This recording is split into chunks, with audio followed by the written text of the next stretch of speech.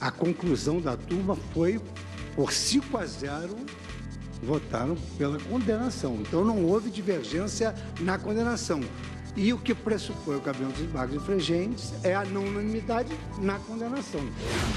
O MPF considera que só a autodeclaração do candidato não é suficiente para garantir o direito ao sistema de cotas raciais. O e-título vem com a mesma foto registrada na biometria e pode ser usado no dia da eleição. A partir de hoje, motoristas embriagados podem ser condenados até 8 anos de prisão sem direito à fiança.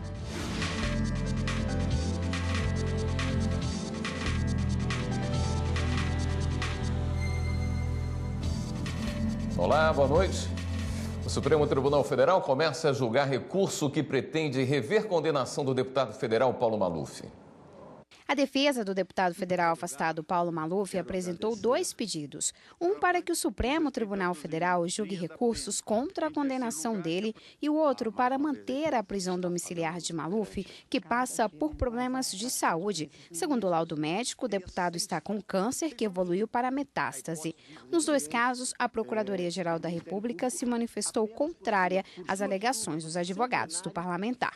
Não são cabíveis nesta Corte quando a pretensão do réu não é discutir a sua absolvição, mas como no caso, por exemplo, a discussão meramente prescricional. Maluf foi condenado em maio do ano passado pela primeira turma do Supremo por lavagem de dinheiro. Ainda em 2017, o STF negou 2 recursos da defesa contra a condenação e o ministro Edson Fachin autorizou o cumprimento da pena de 7 anos de prisão. Na sessão desta quarta-feira, o ministro manteve a decisão e disse que o recurso vai contra a jurisprudência, ou seja, posicionamentos já adotados pelo plenário, e que o recurso pretendia adiar a execução da pena. O presente caso demandou solução idêntica.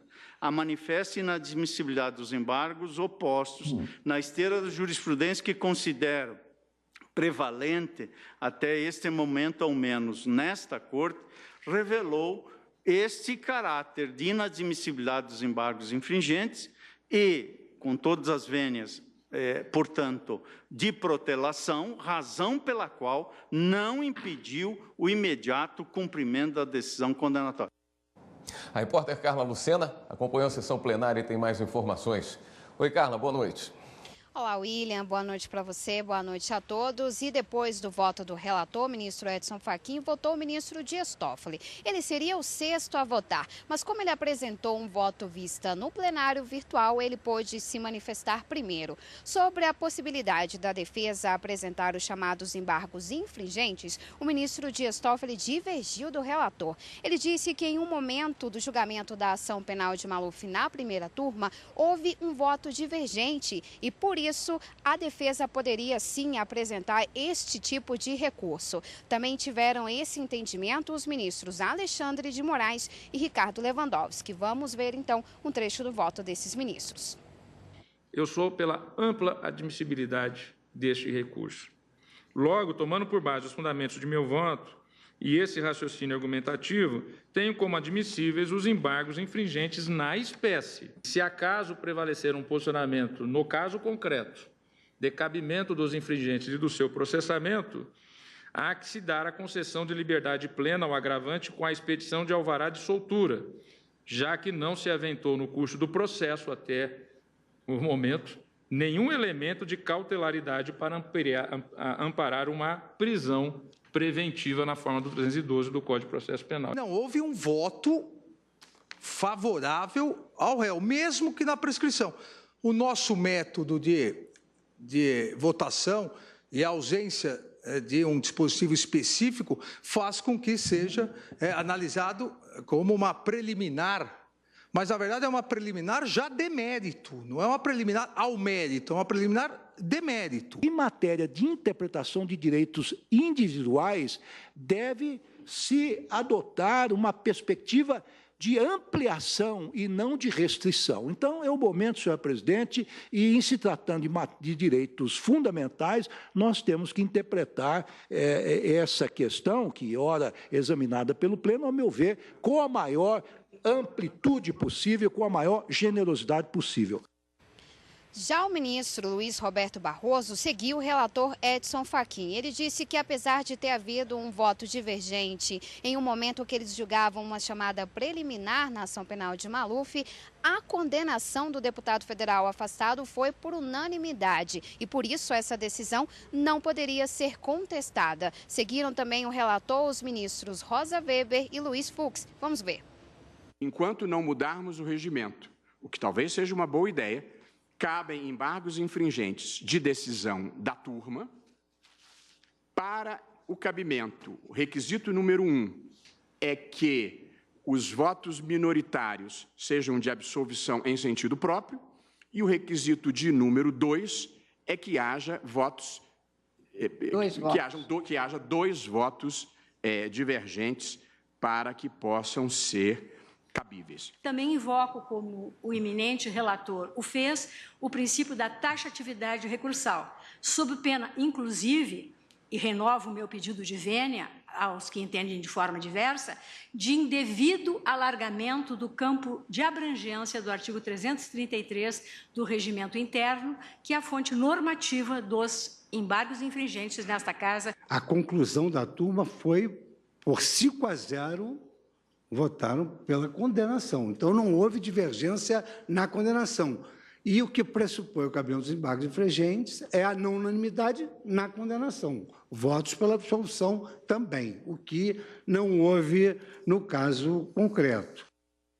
Para comentar a sessão plenária de hoje, vamos falar com a consultora jurídica da TV Justiça, Karina Zucoloto. Boa noite, Karina. Boa noite, William. A grande discussão no plenário hoje foi em cima do voto do ministro Marco Aurélio, proferida na turma, quando houve a condenação do deputado Paulo Maluf, né? Exatamente. Para saber, os ministros estão discutindo se esse voto do ministro Marco Aurélio abriria a divergência necessária para a interposição desses chamados embargos infringentes ou não. Então, a grande discussão que gira em torno desse debate que iniciou-se nessa quarta-feira e deve continuar amanhã, já que a ministra Carmen Lúcia suspendeu o julgamento em razão já do adiantado da hora para que esse julgamento termine amanhã, é sobre as hipóteses de cabimento dos chamados embargos infringentes, que está previsto tanto no Código de Processo Penal como no regimento interno do Supremo Tribunal Federal. E o requisito para que esses embargos sejam interpostos e analisados pelo tribunal é que a decisão que condenou a decisão recorrida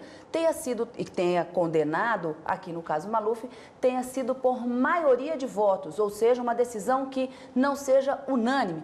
E é sobre esse assunto que eles estão discutindo. 4 ministros que já votaram hoje e que seguiram o entendimento do ministro Edson Fachin entenderam que o voto do ministro Marco Aurélio, proferido na turma quando houve a condenação de Paulo Maluf, não teria sido uma decisão, não teria sido um voto contrário a todos aqueles que se manifestaram pela condenação, embora o ministro Marco Aurélio tenha ficado vencido e reconhecido uma nulidade no processo, que foi o suficiente para que o ministro Dias Toffoli, o ministro Alexandre de Moraes e o ministro Ricardo Lewandowski tivessem aberto essa divergência em relação ao voto do ministro Edson Fachin.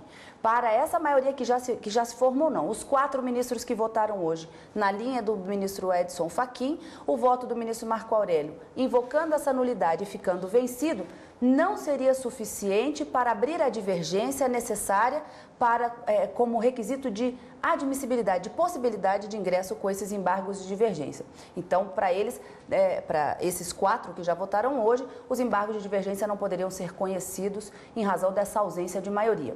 Mas esses outros ministros entenderam que sim, que já teria havido, ainda que nessa preliminar de mérito, como disse o ministro Alexandre de Moraes, haveria sim a possibilidade de embargos infringentes serem analisados. Se esses embargos serão ou não analisados pelo plenário, a gente tem que aguardar o resultado do recurso desse agravo regimental que pretende afastar a decisão do ministro Fachin, que entendeu não ser cabíveis esses embargos infringentes, para daí então ter uma solução sobre o caso Maluf. A gente vai ter que aguardar até amanhã na retomada desse julgamento no plenário. Você volta amanhã às 14? Amanhã às 14 no direto do plenário. Pronto.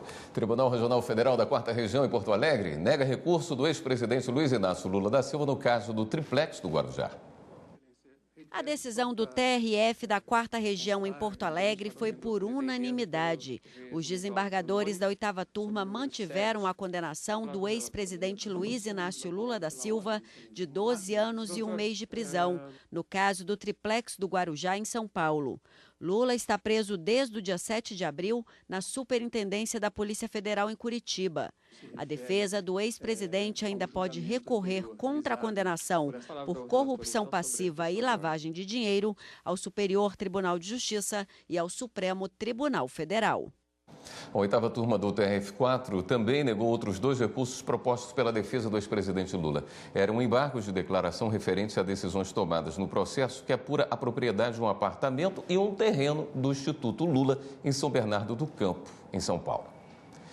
O Ministério Público Federal se manifestou contrário ao mandado de segurança de uma estudante de Goiás. Ela teve a matrícula negada na universidade pública por cota racial.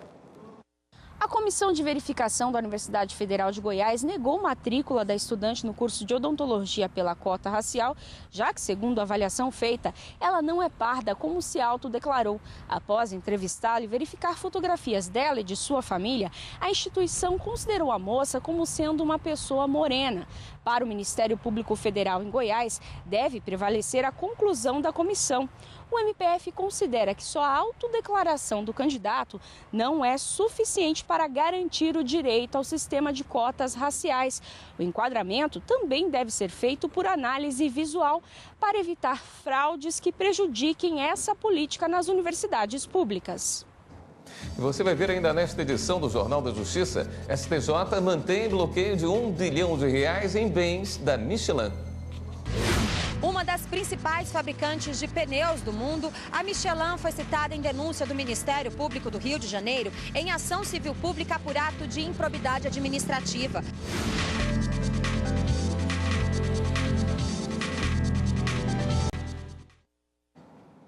Dez assaltos em um mês numa única farmácia. Já pensou? Pois é, isso aconteceu na Paraíba e a justiça não deixou barato, não. Paulo Henrique da Silva foi condenado a 45 anos de prisão, a serem cumpridos inicialmente em regime fechado, mais multa. Ele foi preso em flagrante em julho do ano passado. O assaltante fingia estar armado e sempre levava o dinheiro do caixa, produtos da farmácia e ainda os pertences dos clientes. Um prejuízo que passou de R$11 mil. O Superior Tribunal de Justiça mantém bloqueio de R$1 bilhão em bens da fabricante de pneus Michelin em ação de improbidade administrativa. Após ter parte dos bens bloqueados por decisão do Tribunal de Justiça do Rio de Janeiro, a sociedade Michelin de Participações, Indústria e Comércio entrou com pedido de tutela provisória no STJ para liberar os bens bloqueados. Uma das principais fabricantes de pneus do mundo, a Michelin foi citada em denúncia do Ministério Público do Rio de Janeiro em ação civil pública por ato de improbidade administrativa. O processo questiona a legalidade de um decreto estadual de 2010 que incluiu a empresa no programa de atração de investimentos estruturais e concedeu à companhia benefícios fiscais de mais de R$1 bilhão. De acordo com o Ministério Público, foram identificadas ilegalidades no decreto. Em primeira e segunda instâncias, foi determinado o bloqueio de mais de R$1 bilhão em bens da Michelin e a condenação solidária da empresa e do ex-governador do Rio, Sérgio Cabral, à restituição dos valores do imposto não recolhido. A Michelin recorreu da decisão e, paralelamente, entrou com um pedido de tutela provisória junto ao STJ, alegando que o bloqueio ameaça o funcionamento da empresa.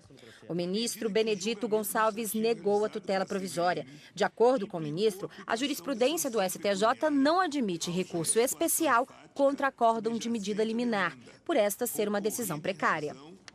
Aprendiz que teve filho durante contrato tem direito a salários referentes ao período de estabilidade previsto por lei para gestantes. A decisão é da segunda turma do TST. O Centro de Integração Empresa-Escola, o CIEE, contratou uma jovem aprendiz para trabalhar na TAM Linhas Aéreas. O contrato tinha prazo determinado de 2 anos.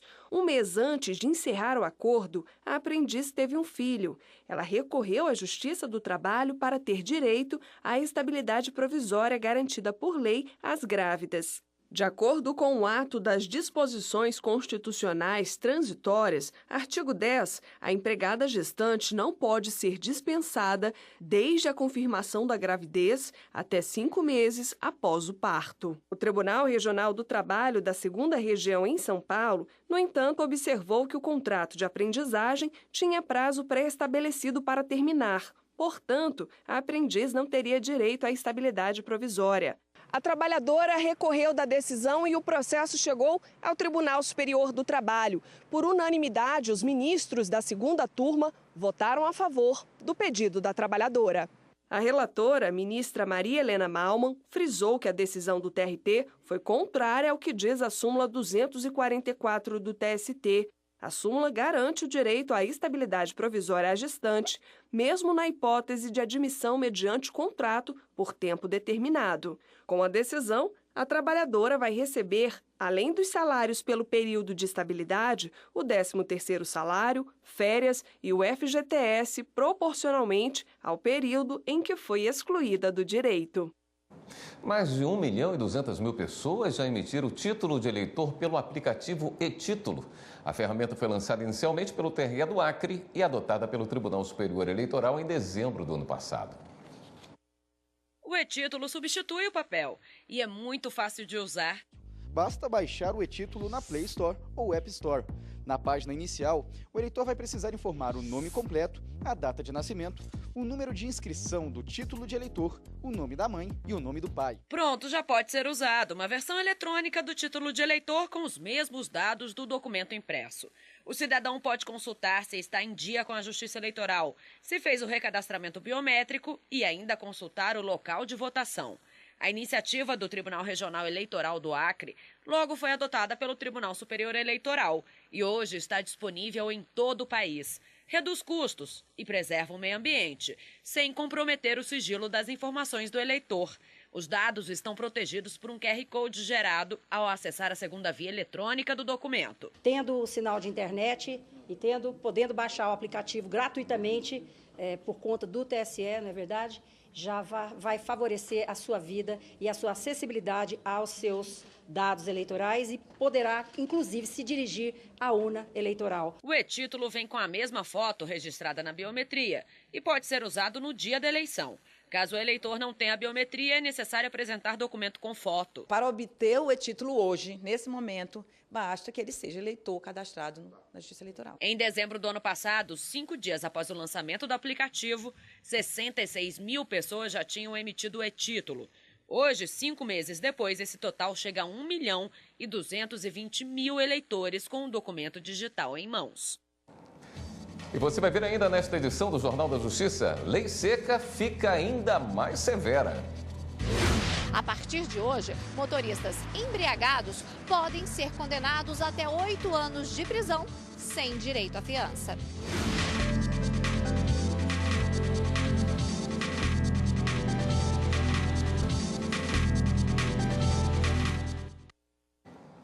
Lei mais severa para quem insiste na combinação álcool e direção. Os motoristas que foram pegos embriagados podem ser punidos com até 8 anos de prisão. Há quase um ano, Rose lida com a dor de ter perdido o marido, Edson Antonelli, vítima de um acidente de trânsito. É como se tivesse sido ontem. Ainda não entendo isso, ainda não faz parte da minha vida essa perda. O acidente aconteceu em Brasília. A motorista, Mônica Carina Rocha, que na época tinha 20 anos, voltava de uma festa e, segundo as investigações, estava embriagada. Ela só ficou detida na madrugada, durante o dia lá que aconteceu o crime. Aí logo de noite, no dia seguinte, ela foi liberada mediante o pagamento de uma fiança de R$5.000. Parece que a vida do meu marido vale isso, né? E aí, na sentença, no dia do julgamento, ela foi julgada, foi condenada, pegou 2 anos e 6 meses de pena restritiva de direitos e ela ficou com apenas 4 meses com a carteira suspensa, sendo que qualquer um de nós, se formos pegos numa blitz e não passar pelo teste do bafômetro, nós vamos ficar 1 ano sem carteira. Para punir de forma ainda mais severa quem causar uma morte no trânsito ou uma lesão grave por conta do uso de bebida alcoólica ou qualquer outra substância psicoativa, o Código de Trânsito Brasileiro foi alterado. A partir de hoje, motoristas embriagados podem ser condenados até 8 anos de prisão sem direito à fiança. Esse aumento da pena, com certeza, vai inibir algumas pessoas que ainda insistem em beber e dirigir. O ato de beber faz com que a pessoa entre no risco potencial de se envolver em um acidente de trânsito ou de provocar um acidente de trânsito, e esse acidente de trânsito pode resultar em morte. O especialista em trânsito explica ainda que as regras do Código de Trânsito Brasileiro continuam valendo para os casos que não resultam em morte ou lesão grave. Se a pessoa cometeu um homicídio culposo na direção do veículo automotor e não estiver sob influência de álcool, vale a situação anterior. A independência do Poder Judiciário é um dos temas do Encontro de Magistrados da América Latina, que ocorre em Brasília. Juízes e desembargadores de toda a América Latina estão em Brasília até esta quinta-feira, participando da 67ª reunião da FLAM, a Federação Latino-Americana de Magistrados. A abertura foi no Superior Tribunal de Justiça. Na ocasião, a ministra Nancy Andrighi ressaltou o papel do STJ na organização do Judiciário, sendo a última palavra na interpretação da legislação infraconstitucional.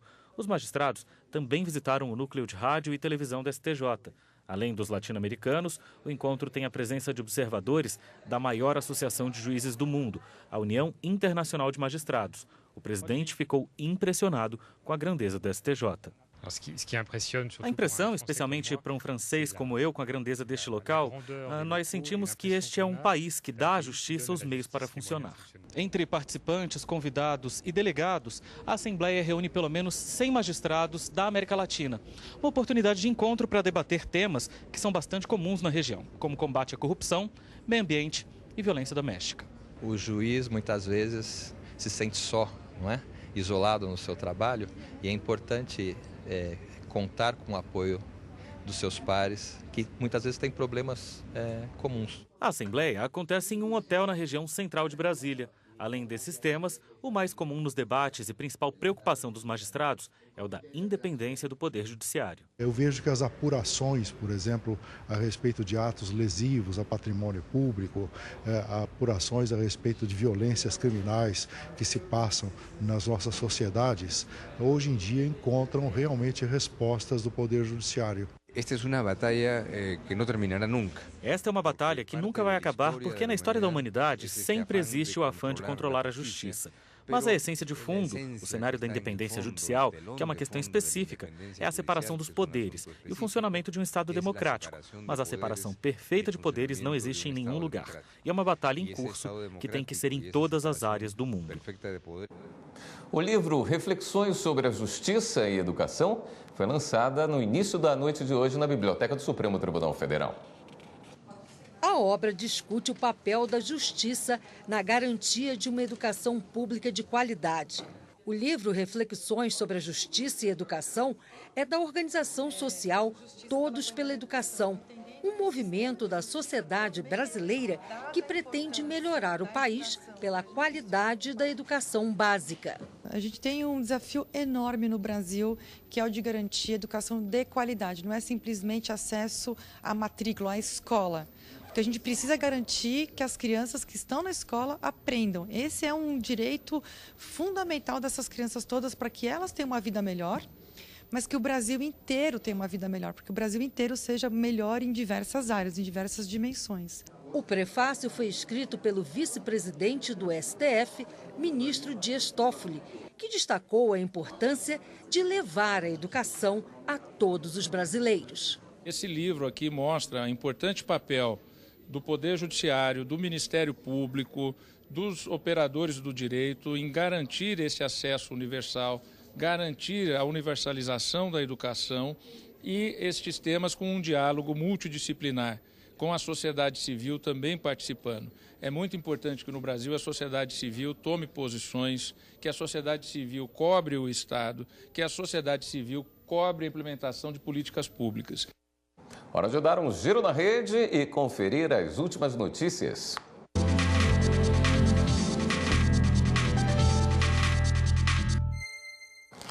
Quem está na redação do Jornal da Justiça hoje vai nos atualizar das últimas notícias é a repórter Viviane Novaes. Boa noite, Viviane.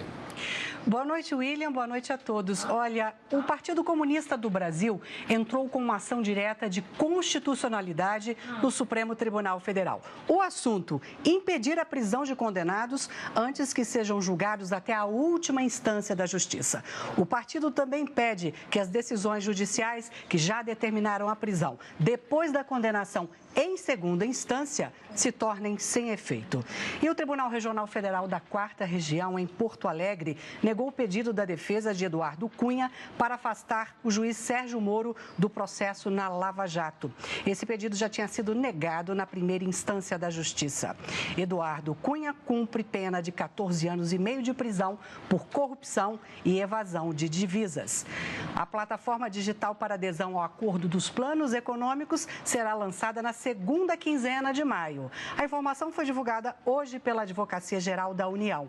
Na plataforma, os poupadores, por meio dos advogados, vão registrar os dados necessários para o pagamento a quem tem direito. E a gente fica por aqui. Todas as notícias do Jornal da Justiça estão no seguinte site: tvjustiça.jus.br. Voltamos agora ao estúdio. Obrigado, Viviane.